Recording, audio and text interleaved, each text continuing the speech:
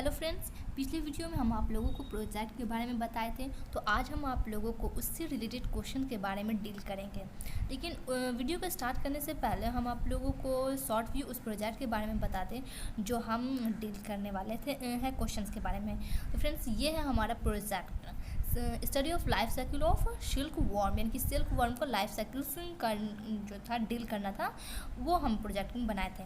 तो आप देख रहे होंगे कि एक मेल है, दूसरा फीमेल से। फीमेल का साइज बड़ा है और मेल का जो है वो अपेक्षा छोटा है। तो देख रहे हैं कि फीमेल जो जब वो एग देगी तो वो जब भी एग्स देगी तो मुलबरी एग्स में देगी। लेकिन हाँ, ये डिपेंड करता है कि वो किस कंट्री में पाया जाता है, क्योंकि बहुत सारे कंट्रीज़ में ऐसा भी है जो दूसरे लिप्स में भी पाया जाता है। लेकिन मेनली हम जो है वो इंडिया की बात कर रहे हैं, इसीलिए इंडिया में जो सिल्क वर्म देगी वो जो है मुलबरी में ही देगी।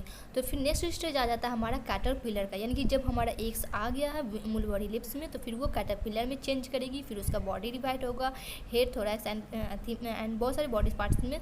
एंड देन फिर वो कैटरपिलर से प्यूपा या फिर कोकोन में चेंज करेगी। एंड देन फिर वो हमारा जो है सिल्क वर्म बन के सिल्क जो है वो रेडी हो जाएगा।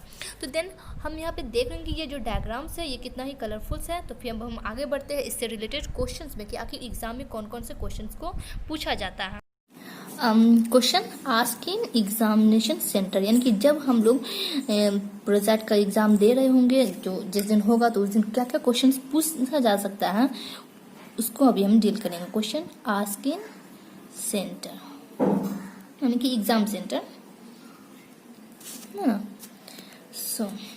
तो सबसे पहला क्वेश्चन जो हमसे पूछा जाएगा, यानी कि हम ये जो क्वेश्चन जो बना रहे हैं ये सिर्फ और सिर्फ हम सिल्क वर्म के लिए बना रहे हैं, क्योंकि हम जो प्रोजेक्ट जो डाले हैं इस वीडियोस में वो सिर्फ सिल्क वर्म का डाले हैं। इसलिए हम यहाँ पे जितने भी क्वेश्चंस को अगर बताएंगे तो वो हम आप लोगों को ये बताएंगे कि सिल्क वर्म का जब हम प्रोजेक्ट बनाते तो वहां पर क्या क्या क्वेश्चन पूछा जा सकता है, क्या क्या चांस है आने का। तो सबसे पहला जो क्वेश्चन जो हमसे पूछा गया था सेंटर में, और मोस्ट कॉमन होता है, इसका जो है जूलॉजिकल नेम पूछा जाता है। जूलॉजिकल नेम हम लोग इंडियन लैंग्वेज में क्या पढ़ते हैं, सिल्क वर्म, बट इसका ये जो सिल्क वर्म है ये इसका नेम तो सिर्फ इंडियन में है। बट अगर हम लोग इसका जूलॉजिकल नेम का बात करेंगे तो ये इसका जूलॉजिकल नेम नहीं है। तो क्या है जूलॉजिकल नेम? बॉम्बाइक्स मोरी, ये इसका जूलॉजिकल नेम है। एक और बात ध्यान रखने का बात है कि जो भी हमारा जेनस होता है वो कैपिटल लेटर में होता है और जो हमारा स्पेसिस लिखा जाता है वो स्मॉल वर्ड में लिखा जाता है। तो आप देख रहे हैं कि यहाँ पे हम कैपिटल लेटर्स को यूज किए, देन यहाँ पर हम लोग जो है स्मॉल लेटर्स को यूज किए हैं। तो ये जो क्वेश्चन था, नेक्स्ट क्वेश्चन जो पूछा जा सकता है वो होता है हमारा सबसे कॉमन सी बात है सिस्टमैटिक पोजीशन। जब भी हम लोग जूलॉजी में पढ़ रहे हो तो हर चीज का हम लोगों को सिस्टमैटिक पोजीशन एकदम रट्टूमल तोता की तरह याद कर लेना चाहिए, क्योंकि ये जो है बहुत ही हर हाल में पूछा जाता है क्वेश्चन। कभी या तो आप लोगों को ऑर्डर पूछ लिया जाएगा या फाइलम पूछ लिया जाता है, ये सब जो है कॉमन सी बात है। इसलिए सिस्टमैटिक पोजीशन जो है हम लोगों को हमेशा मुंह पे याद रहना चाहिए। जैसे अब सिस्टमैटिक पोजीशन में भी क्या क्या पूछा जा सकता है, क्योंकि सिस्टमैटिक पोजीशन में भी बहुत सारा होता है, फाइलम, क्लास, डिवीजन, सब डिविजन्स, ये सब आता है, क्लास ऑर्डर सब। तो लेकिन वो सारा का सारा चीज नहीं पूछा जाता है, कुछ कॉमन चीज ही है जो हर एक चीज से पूछा जाता है। यानी कि हर एक टॉपिक का जो सिस्टमैटिक पोजीशन में जो कॉमन होता है वो होता है हमारा फाइलम, क्लास,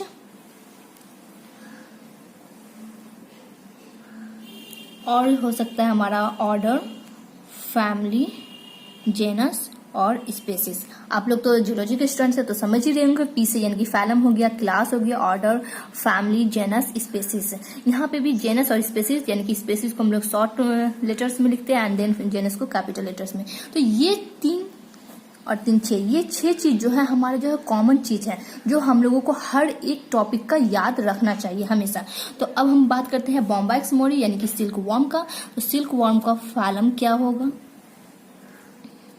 क्लास क्या होगा, ऑर्डर,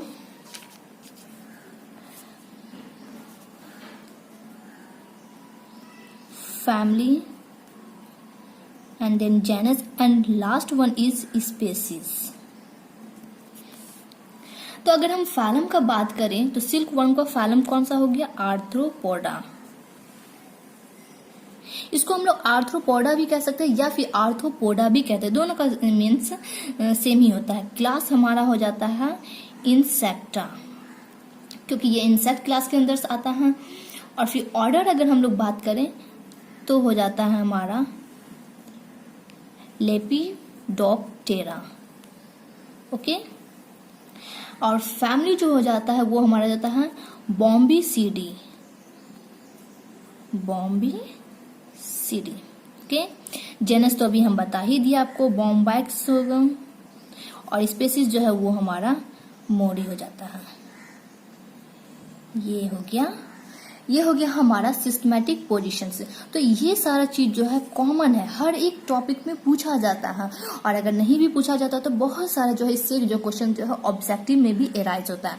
तो हर एक टॉपिक का हम लोगों को सिस्टमैटिक पोजीशन का PCO और FGS ये जो है हम लोगों को याद रखना होता है।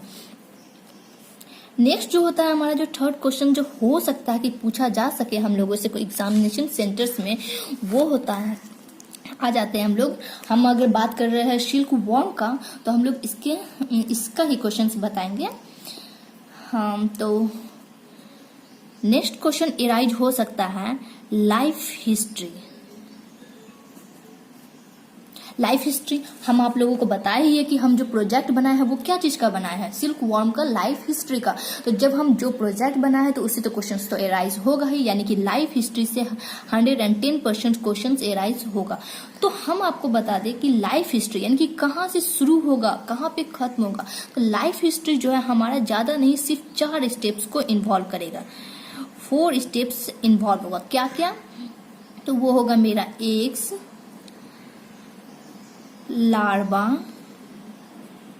प्यूपा और इमेगो। यानी कि ये 4 चीज जो है, यानी एग्स, लार्वा, प्यूपा और इमेगो, इसी को हम लोग क्या कहेंगे, लाइफ हिस्ट्री। यानी कि ठीक। तो अब हम बात करते हैं कि अगर एक्स का है तो एक्स में क्या क्वेश्चन एराइज हो सकता है। तो एक्स में जो क्वेश्चन एराइज होने का जो चांसेस है, काउंट यानी कि नंबर ऑफ एक्स कितना मिलेगा। तो ये जो है कभी फिक्स नहीं होता है, लेकिन हाँ ये एक टारगेट यानी कि अबाउट लेकर चल सकते हैं। तो अबाउट 300 to 500 एक्स हमेशा क्लस्टर में ही मिलेगा हम लोगों को जब भी होगा एक्स इन क्लस्टर। यानी कि अगर एक्स का ही हम अगर बात कर रहे हैं अभी तो कितना नंबर में फाइंड आउट होगा, 300 to 500 एक्स मिलेगा। और वो भी कैसे मिलेगा, तो हम लोगों को क्लस्टर्स में ही मिलेगा। और ये कौन सा ट्रीज के पे मिलेगा, मुलबोरी एक है, मुलबोरी लीव्स, इस लीव्स पे ही हम लोगों को एक्स देखने को मिलेगा। तो यहाँ पर हम देख रहे होंगे कि 2 क्वेश्चन से राइज हो गया। फर्स्ट क्वेश्चन ये है कि एक्स का नंबर कितना होगा, यानी कि 300 to 500, और कौन से लीव्स में पाया जाएगा इसका एक्स। तो मुलबरी लीव्स में पाया जाएगा, ये MU है। हाँ, तो लीव्स कौन सा हो गया, मुलबरी लीव्स हो गया। लेकिन इसमें एक क्वेश्चन और है, और हो सकता है क्रिएट्स, कि अगर ये जो फीमेल्स है जो एक्स दी, तो क्या वो लाइफ करेगी यानी कि जिंदा रहेगी या डेथ कर जाएगी।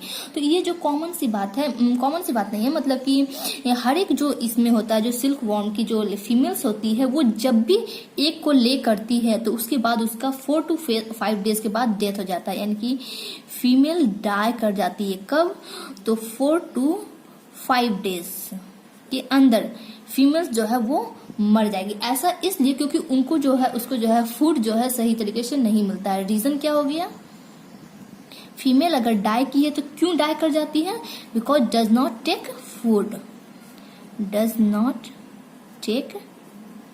फूड, यानी कि मरने का रीजन भी बता दिए।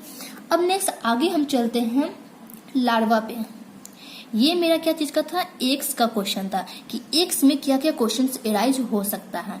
नेक्स्ट है हमारा लार्वा। तो सबसे पहला ये बात होगा क्वेश्चन एराइज की कौन सा लार्वा, यानी कि लार्वा का नाम क्या है।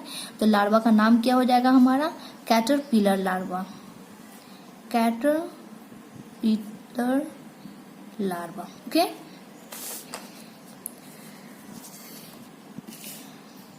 चलिए, नाम तो हम बता दिए कि कैटरपिलर लार्वा है। अब अगर यही आपसे ये क्वेश्चन पूछ जाए, व्हाट इज कैटरपिलर लार्वा, यानी कि कैटरपिलर लार्वा किसको कहते हैं। डिफिनेशंस यानी कि डिफाइन करने बोल दिया जाए तो हम कैटरपिलर लार्वा को क्या डिफाइन करेंगे, तो कैसे कह सकते हैं। सबसे पहली बात ये जानें कि लार्वा जो है आया कहाँ से। फर्स्ट रीजन ये, किसी भी चीज को अगर हम लोगों को डिफाइन करना है तो सबसे पहले ये जाना कि वो चीज आया कहाँ से। तो ये आया कहाँ से, एक से आया हम, तो हम इसको यानी कि स्टार्टिंग जो करेंगे डिफिनेशन का कहाँ से रिलेटेड होगा, एक से रिलेटेड होगा। यानी कि क्या हो सकता है, the larva which hatches from eggs. अब कितने दिन के बाद आएगा, यानी कि एक से बाहर जो लार्वा आएगा हैच होकर के, तो वो कितना अबाउट 10 डेज, यानी कि अबाउट 10 डेज उसमें ऐड कर सकते हैं। तो इसको अगर हम करेंगे तो क्या हो गया, the larva which hatches from eggs in about 10 days is called caterpillar larva.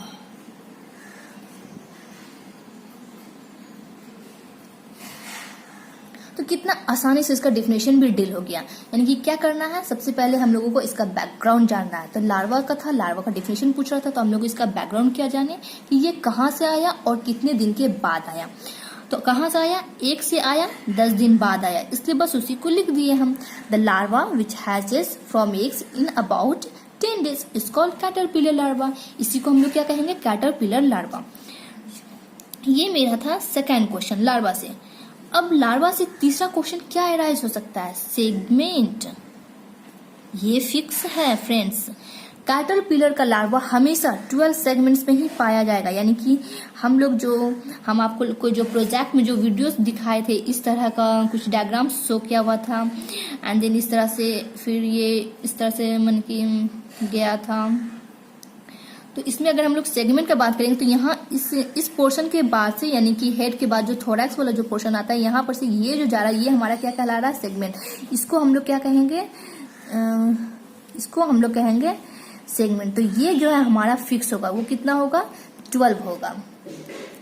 ठीक है, नेक्स्ट आगे हम बढ़ते हैं। ये लार्वा के बाद क्या होगा हमारा पोर्शंस में, हम आपको बता चुके थे पहले ही कि एग्स, लार्वा एंड देन फिर आता है हमारा प्यूपा। यानी कि अब प्यूपा से क्वेश्चंस कैसे अराइज होगा, प्यूपा। तो सबसे पहले हम ये जानेंगे कि आखिर प्यूपा क्या होता है। तो प्यूपा जब भी आएगा कैटरपिलर लार्वा के बाद का स्टेज है। इसका मतलब क्या हो गया कि लार्वा के बाद का स्टेज को हम लोग क्या कह सकते हैं, प्यूपा। यानी कि जब कैटरपिलर लार्वा पूरी तरीके से मैच्योर हो जाएगा और फिर वो फीडिंग करना स्टॉप कर देगा, तो वो क्या करेगा कि लीव्स का जो कॉर्नर पोर्शन जो होगा वो वहां जाकर के स्टॉप हो जाएगा, एंड देन फिर वो कुछ भी नहीं करेगा, यानी कि कोई भी एक्शन को शो वो नहीं करेगा। और जब इस कंडीशन में आ जाएगा, यानी कि मैच्योर कैटरपिलर स्टॉप्स हो जाएगा, अपना फीडिंग प्रोसेस को स्टॉप कर देगा, तो उसके बाद उसके बॉडी से एक स्टिकी सब्सटेंस यानी कि जेलेटिनस सब्सटेंस या फाइन निकलेगा, जिसको कि बहुत ही फाइन होगा, लॉन्ग थ्रेड, यानी कि जैसे जिस तरह से हम लोग सिल्क को देखते हैं, वो उसी लाइक स्ट्रक्चर्स में वो जो है फ्लो होना शुरू करेगा, यानी कि जो सब्सटेंस है। और वो कहाँ से सब्सटेंस निकलेगा, तो सैलिवरी ग्लैंड से निकलेगा। यानी कि क्या कह सकते हैं, कैटरपिलर का जो सैलिवरी ग्लैंड से होगा वहां पर से वो क्या होगा, सब्सटेंस जो है फ्लो होना शुरू करेगा। अब जब वो सब्सटेंस एयर के कांटेक्ट में आएगा, तब वो किस चीज का फॉर्मेशन करेगा, सिल्क का, यानी कि solid thread like structure silk का फॉर्मेशन होगा। यानी कि sticky substance when comes in contact with air it creates solid thread like structures which is called silk. ठीक, अब उसके बाद जब वो सिल्क का फॉर्मेशन स्टार्ट हो जाएगा, तो वो क्या करेगा, कैटरपिलर का जितना भी बॉडीज होगा उससे वो रैप्ड करना, यानी कि इस तरह से गोल गोल गोल गोल लाइक स्ट्रक्चर्स यानी कि करना वो स्टार्ट कर देगा, फॉर्मेशंस कर देगा। यानी कि कैटरपिलर का जितना भी बॉडी होगा उसको अपने पूरे अंडर में वो रैप्ड करने लगेगा। और जब वो रैप्ड कर देगा तो इसी को हम लोग कह देंगे प्यूपल केश, या फिर उसको कोकोन भी कहा जाता है, जो कि हम आप लोगों को कैटरपिलर के बाद का इस टाइप का डायग्राम जो है हम आपको शो किए थे, दिखाए बताए थे कि ये हमारा कोकोन था। तो इसी को हम लोग क्या कहेंगे, इनके प्यूपल केस, यानी कि ये कब का फॉर्मेशन हुआ, यानी कि जब कैटरपिलर मैच्योर स्टेज में पहुंचने के बाद अपने फीडिंग प्रोसेस को स्टॉप कर दिया, तो उसके बाद उसके सैलिवरी ग्लैंड से एक स्टिकी फ्लूइड जो है निकलना शुरू हुआ, और वो स्टिकी फ्लूइड जो है जब एयर के कांटेक्ट में आया तो सॉलिड थ्रेड ऑफ सिल्क का फॉर्मेशन किया, और फिर वही सॉलिड थ्रेड जो सिल्क जो था वो क्या कर दिया, अपने कैटरपिलर के बॉडीज को पूरे जो है रैप्ड करना शुरू कर दिया अराउंड द पूरे बॉडीज को। फिर वो क्या स्टेज कहला गया हमारा, प्यूपल केश या फिर कोकोन कहला गया। ओके, तो ये जब कहलाया तो इसका जो ऑटोमोस्ट जो स्ट्रक्चर है, यानी कि पूरा जो रैप लाइन हो गया, तो इसका हम क्या कह सकते हैं, स्ट्रक्चर कैसा दिखने को मिलेगा, ओवल हो सकता है, व्हाइट और येलो कलर्स का दिखने को मिल सकता है। ओके, तो फिर ओवल और व्हाइट कलर्स का होगा। एंड देन फिर कह सकते हैं कि इसी स्ट्रक्चर्स को हम लोग क्या कह सकते हैं, प्यूपा, या फिर इसका और एक अदर नेम है, यानी कि प्यूपा का ही एक अदर नेम है जिसको कि हम लोग कहते हैं कैरेलिस।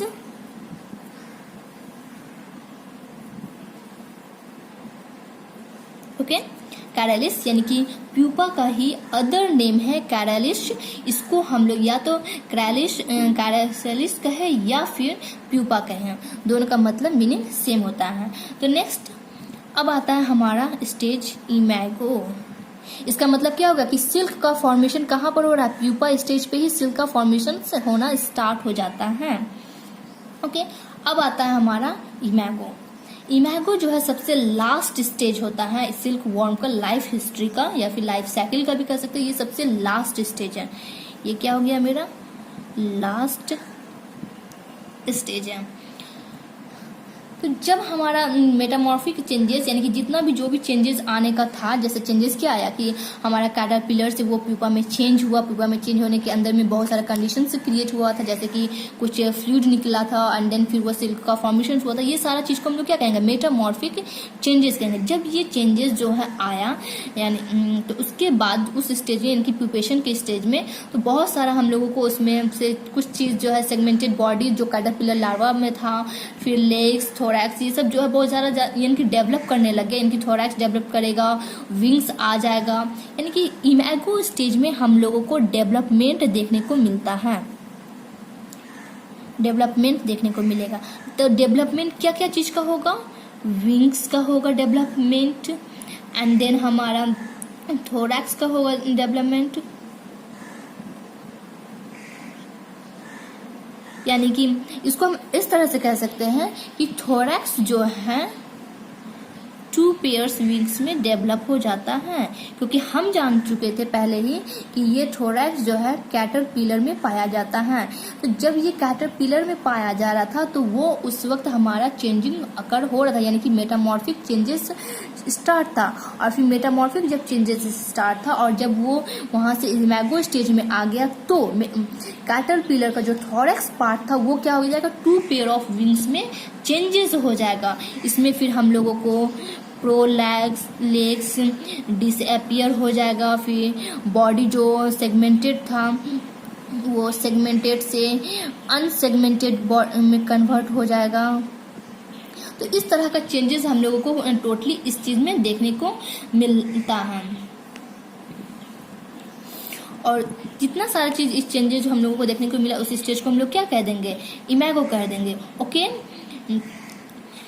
फिर ये भी कह सकते हैं कि इसमें भी कुछ जो है हम लोगों को फ्लूइड देखने को मिलता है जिसका क्या नाम है अल्कालाइन फ्लूइड। इसमें भी बहुत सारा मतलब फ्लूइड जो है वो सेक्रेट होता है, उसको हम लोग कहते हैं अल्कालाइन फ्लूइड। और ये किस लिए होता है सेक्रेट, तो मॉइस्चर के लिए, यानी कि बॉडी जो है वो मॉइस्चर रह सके ताकि वो आसानी से अपने वर्क को कर सके। ओके, यानी कि इसका जो सिल्क हो वो सॉफ्टेंड हो। ओके, नेक्स्ट हम लोगों को अब बताते हैं, अब हम लोग कहाँ तक कर रहे थे, हाँ थर्ड हम लोगों का क्या था, लाइफ हिस्ट्री। ओके, अब हम लोग 4th क्वेश्चन जो है हो सकता है कि पूछा जा सके, ऐसा हमको कंफर्म तो नहीं है, बट हम अपने अनुसार से बता रहे हैं आप लोगों को कि 4th क्वेश्चन जो है हो सकता है अराइज हो सकता है कल्टीवेशन, यानी कि अगर हम लोग सेरीकल्चर का कल्टीवेशन कर रहे हैं तो उसको हम लोग क्या कहेंगे, यानी कि सिल्क वर्म का अगर हम लोग का वो बिजनेस ही कहलाएगा तो हम लोग उसको क्या कहेंगे, कल्टीवेशन, यानी कि सिल्क वर्म का अगर हम लोग बिजनेस कर रहे हैं, कोई भी बिजनेस जो करता है तो उसको हम लोगों को क्या कहा जाता है, तो सिल्क वर्म का कल्टीवेशन, यानी कि सिल्क वर्म का अगर हम लोग कल्टीवेशन का बारे में बात करें तो उसको हम लोग कहते हैं सेरीकल्चर।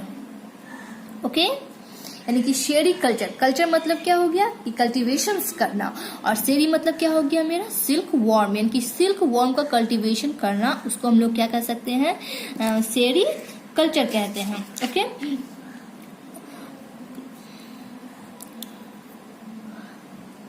अब देखिए कॉमर्शियल सिल्क वर्म जो है वो कहाँ से सेक्रेट होता है, एक ये भी क्वेश्चन आ सकता है।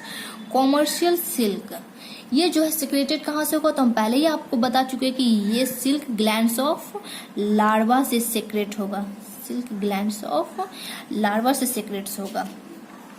ओके, नेक्स्ट क्वेश्चन आएगा, सबसे मोस्ट और इम्पॉर्टेंट है, ये हर हाल में हर किसी को ये याद रखना, ये बहुत ही इम्पॉर्टेंट क्वेश्चन है। टाइप्स, ये सबसे ज्यादा इम्पोर्टेंट है, VVI, वेरी वेरी इम्पोर्टेंट, क्योंकि टाइप्स जो है इसका 6 है, बट ये होता है कि बहुत सारे क्लास में इसको नहीं बताया जाता है कि 6 टाइप्स है, क्योंकि इंडिया में जो है सिर्फ ज्यादातर मुलबरी यानी कि पाया जाता है, इस वजह से ऐसा जो है मतलब टोटली जो टाइप्स होता है वो नहीं डील किया जाता, क्योंकि हम लोगों को उतना पढ़ने का नहीं होता। लेकिन जब हम लोग प्रोजेक्ट का बात कर रहे हो तो हम लोगों को हर चीज का नॉलेज होना चाहिए कि आखिर कितना टाइप्स है, क्या है, नहीं है। भले उसे क्वेश्चंस एग्जाम्स में नहीं आता हो, लेकिन प्रोजेक्ट में हमेशा पूछ दिया जाता है। तो इसका जो है टाइप्स है वो 6 टाइप्स है। 6 टाइप्स में क्या है, बहुत ही आसान है, MTOGEC, आसानी से याद हो जाएगा, MTOGEC। अब सोच रहे होंगे आप लोगों की ये MTOGEC क्या है, तो ये एक कोड है, यानी कि याद करने का एक तरीका है। तो सबसे पहले हम क्या लिखते हैं, MTOGEC,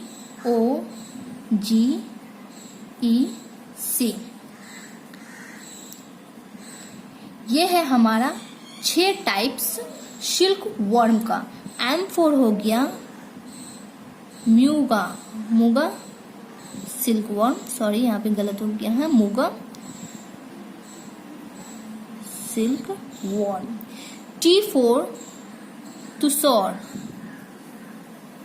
silk worm. O4 oak, oak silk worm. G4 giant silk worm. E4 Eri silk worm. C4 Chinese silk worm. कितना आसानी से याद हो गया, MTOGEC, M4 Muga, T4 Tussar, O4 oak, G4 giant, E4 Eri and last C4 Chinese silk worm. तो ये क्या हो गया मेरा, MTO ये फर्स्ट पोर्शन एंड GEC।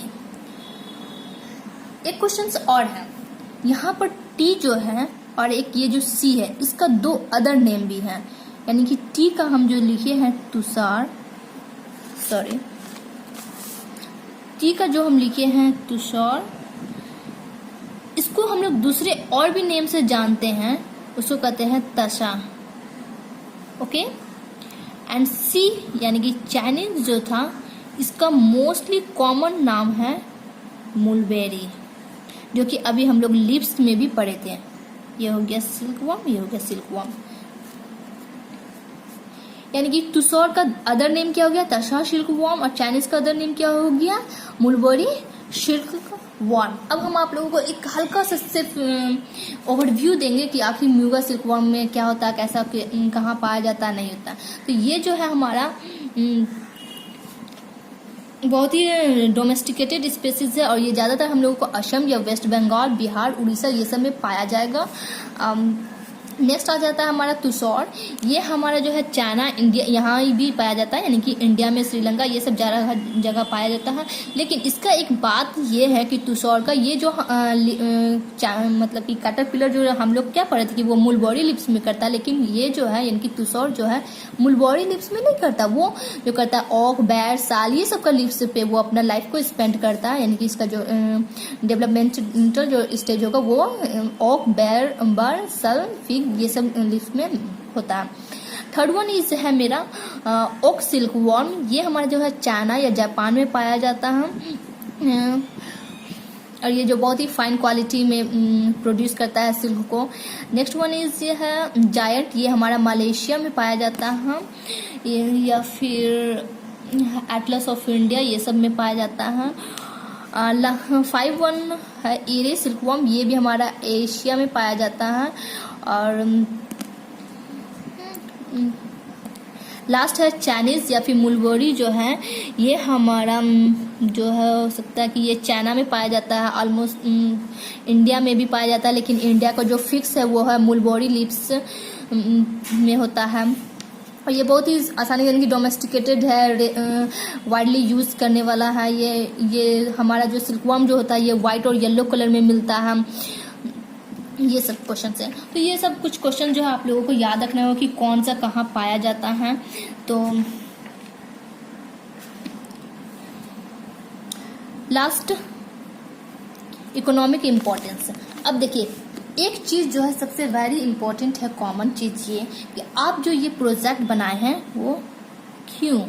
सबसे पहला सवाल ये, आखिर सिल्क वॉर्म को ही प्रोजेक्ट जो है आप चूज किए हैं, यानी कि आप अपना जो प्रोजेक्ट चूज करेंगे उसका सबसे मेन मोटिव ये होना चाहिए कि आखिर उस प्रोजेक्ट को आप क्यों चूज किए।